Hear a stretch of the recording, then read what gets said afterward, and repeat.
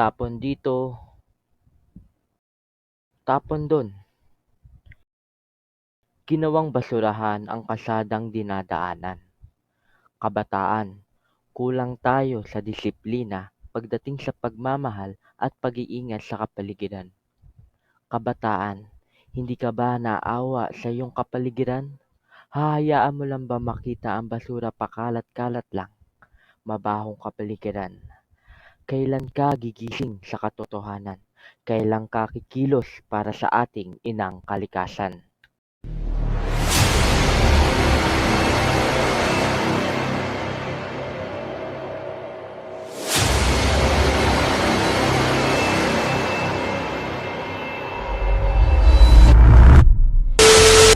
Dalawamput-dalawa na ang kumpirmadong nasawi sa landslide sa Naga Inasang City. mananatili sa loob ng Philippine Area of Responsibility hanggang sa Sabado ang bagyong Samata ang tambak na basurang naiipon sa mga pasyalan, pamilihan at gitna ng kalsada tuwing matatapos ang kahit anong Kaliwat kanan nating nakikita ang mga plastik na basura. Marami sa mga ito itinatapon sa mga ilog, sapa at iba pang daluyan ng tubig. Kaya narito ang maaari mong gawin para mapangalagaan ang natatanging kalikasan. Unang hakbang, pagbawas ng basura. Ang mabuting paraan ng pagbabawas ng basura ay ang pagtitipid. Gamitin natin ang likas na yaman sa matalinong paraan. Kung kayo gagamit ng tubig para maghilamos at paghugas, huwag kayo kalimutang patayin ang tubig pagtapos ito gamitin. Isara ang ilaw kung hindi ito ginagamit. Makakatulong ito sa pagbabawas ng konsumpsyon ng kuryente. Pangalawang hakbang, reuse or muling paggamit ng basura. Sa halip na itapon mo ang mga basura, maaari mong gamitin ito ulit upang makatulong sa kalikasan. Hindi mo ba naisip na ang mga plastic bag, paper bag at iba pa ay maaaring muling magamit sa pamamagitan ng pag-reuse ng mga ito? Mababawasan natin ang ating pagkonsumo ng bagong materyales at magiging mas responsable sa ating mga aksyon. Pangatlong hakbang, i-recycle o magresiklo.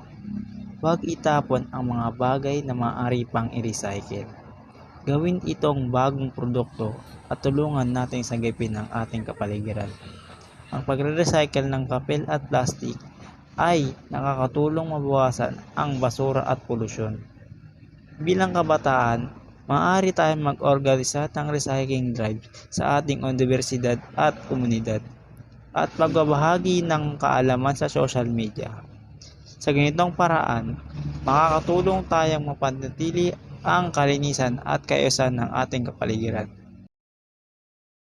Marami ang posibleng maging sanhi ng pagkarumi ng ating kapaligiran at marami rin itong magiging epekto hindi lang sa ating kapaligiran kundi pati na rin sa ating kalusugan.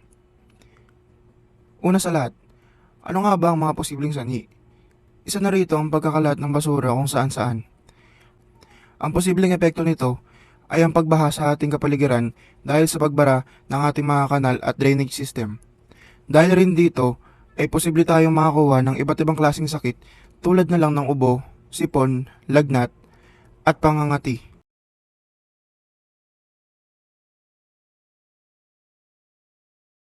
Sa pagtatapon ng basura ay nangangailangan ng disiplina at pakikiisa ng bawat isa.